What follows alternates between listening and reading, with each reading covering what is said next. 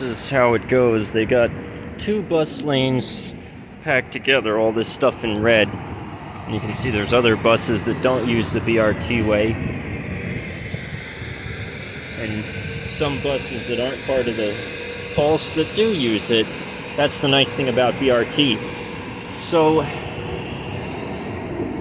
not in a tremendous rush here. It's only about a 10-minute walk to my to where I catch the bus, and I have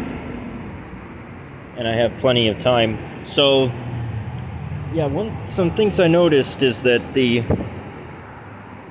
one thing is that BRT drivers have to park where they can have where you can have level boarding.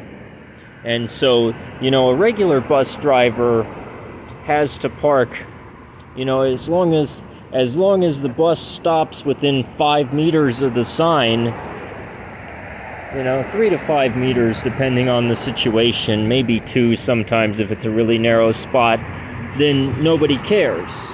But whereas if this bus is off by,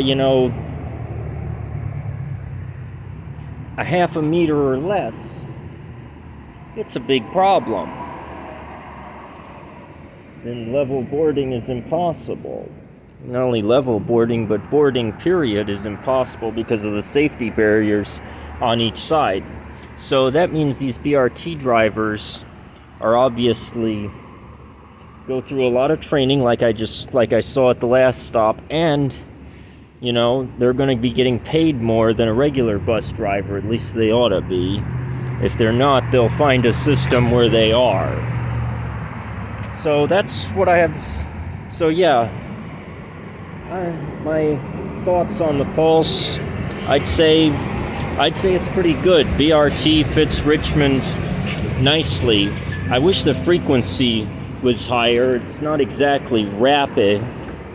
It's a little lacking. The R is a little bit lacking in this with the low frequencies. But I think there's definitely room for improvement, and I'd like to see these bus lanes extended dramatically. Maybe some more routes added, get the same treatment that this one did. Those would be my thoughts. So overall, I think Pulse is a great system.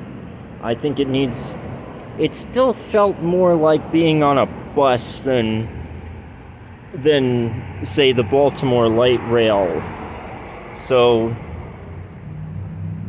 BRT is definitely a good fit for Richmond. But yeah, maybe eventually some of these corridors this corridor could be upgraded to light rail.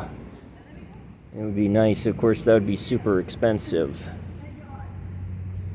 But yeah, overall, I do like the Pulse.